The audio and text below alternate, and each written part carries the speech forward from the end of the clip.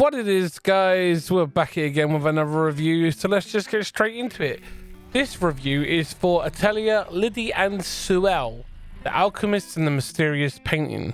It is a direct sequel to Atelier Lydie, The Alchemist and the Mysterious Journey, making it the third and final game of the mysterious sub-series of the Atelier line. This one's theme is about the paintings, and as we go into the review, I'll explain more on that. So the plot of this game takes place 4 years after the events of Atelier Lydie and the Alchemist and the Mysterious Journey. The story starts with twin sisters Lydie Marlin and Suelle Marlin, the protagonists of the story. They live at their small alchemy atelier with their father, Roger Marlin, in the city of Marvell, the capital of Adelaide Kingdom. They wish to run the kingdom's top atelier someday, and they are hardworking, but they don't get a lot of business because there's a competing atelier in the city that kind of steals all their business. But one day, when synthesizing, one of the girls hears a voice from the basement, which is where their father forbids them to go. They eventually sneak in there because their father did something bad. He acts as the comedic value in the show, and he's also used as a plot device to move the story forward at times. It's actually quite endearing, and the way that they react with each other is kind of cool. They go in there, and as you saw, they woke up in that painting there. They wake up in the painting, and they're in this world where they find a woman, but I'm not going to say any more because I don't want to spoil the game for you if you do pick it up. And they find all this really high quality materials for alchemy, and they decide that they're gonna take advantage of it, and they collect lots of it, and they try to make some really high-end stuff. But anyway, when they get back home, the girls ignore their dad who has a go at them, and they run to the cauldron and try out the materials, and they end up going through this incredible story, and it would be spoilers if I said any more about it, so I definitely recommend picking it up on that note.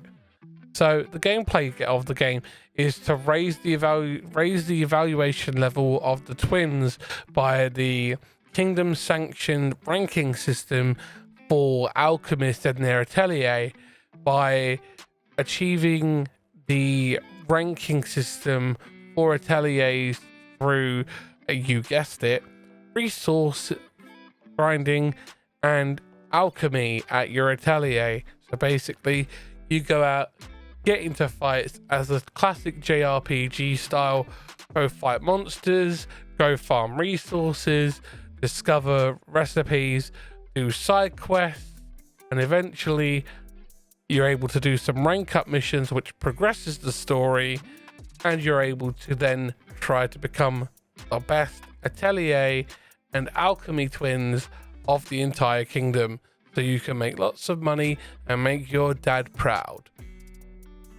So the characters Lydie and Suelle, they're the two on screen. One of them is a gun user, and one uses a staff. They're actually quite cool the way they fight. As you can see in the quick fight there, it was actually you're able to do the ATB system where you can break their attacks and stuff, so you can force the enemies to go back. And it's a lot easier because at the start of the game you have these two awesome characters that work very well together.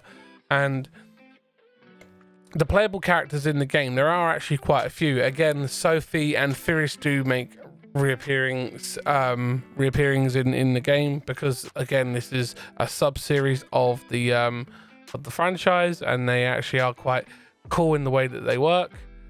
The game is amazing. I can't fault it. Koei Tecmo and the Gust team did an amazing job with both the development and the publishing of this game. It is without fault. I haven't found a single flaw in the hours that I've put into these games. I just can't find a flaw of them.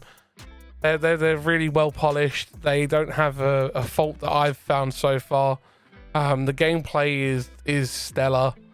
The stories are really engaging, and for a teen rated game, they're actually quite fun, you know. So sometimes you'll find a game that is like, it's teen rated, so it's not as engaging as, say, a Final Fantasy game, which is a more mature rated game.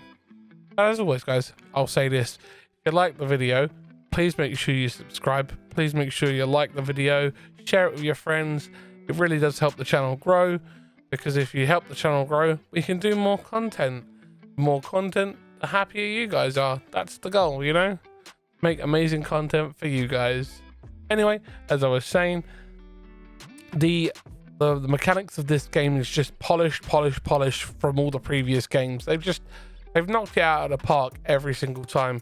It uses the same day-night cycle as the last game. It uses the NPC system from the last game with the request board, and they've literally just knocked it out of the park time and time again. They have literally just polished these games up to the point where they shine, and it really does come through. They have streamlined the Atelier system on this one. I've noticed it's not as in depth as the old ones, as the two previous ones that will be linked in the description below. They have kind of made it a bit more easier for the player that doesn't like that kind of thing, and it's very user friendly. So I definitely recommend that you pick up the trilogy. The trilogy goes on sale today, as we speak about the video right now, at the release of the video on the 22nd. This triple pack actually releases. It's published by Koei Tecmo, developed by Gust. It is an amazing series and an amazing franchise. They've made quite a few games in the Atelier line. I think there's something like 22 now. This is going to be available, as far as I'm aware, on PS4, Switch, Steam. So you can pick it up on a couple of different platforms. So it's a great game.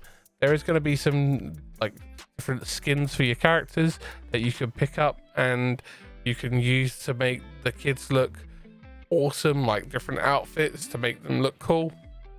And the game is just really fun to play. I've definitely enjoyed playing them. It's definitely good to jump outside of your usual comfort zones and try out something different. So I definitely recommend this, because this is not the usual kind of RPG game that I would go for. It's a bit kawaii, a bit cute, but it's a lot of fun, and the story is actually very funny. Because this, as you can see here, the dad took their money and went and bought paints, and they kicked their dad. If you want to catch me live on Twitch, as you can see, the link will be in the description, so you can check me out there. And the art style is not as cel shaded as it used to be, but it is still along that line. But it's not as heavily cel shaded as I would say the previous two are. It is very nice. It does have like a hybridization of cel shading style with the more three-dimensional stuff. This fast travel system is so much better than the previous ones. Fast travel system in this has gotten so much better.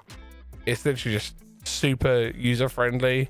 Cannot fault it. It's so good. And the way that they've told the story, even though in this one you can't change it from having the Japanese voices to English voices, it's still an amazing game. I definitely think that even with the Japanese voices, it's just great.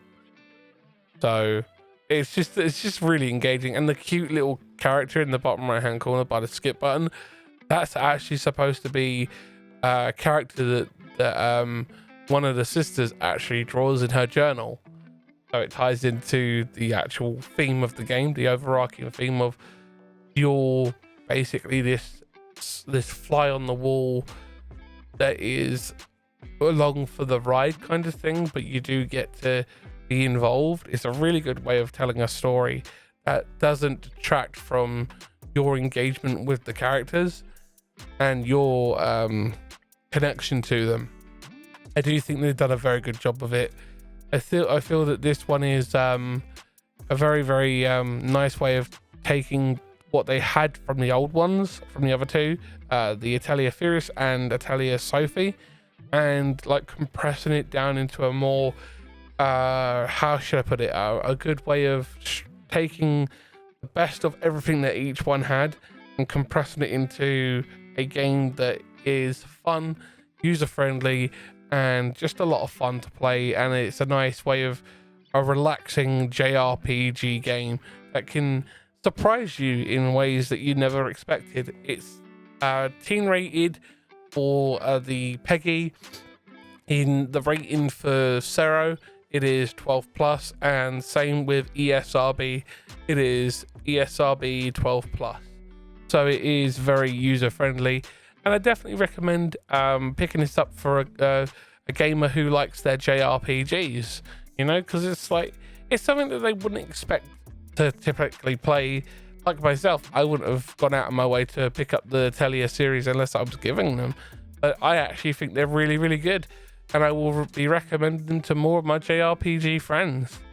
So thank you for watching, guys. I greatly appreciate it. If you do like the video, please make sure to give it a thumbs up, share it on your social media, and leave a comment. It really does help, because I love talking to you guys in the comments. I am live on Twitch Wednesday through to Sunday, and live on the YouTube channel on Tuesdays. The schedules will be in the stuff below. Thank you for watching. Hope you have a good day. Keep on smiling, guys. Bye.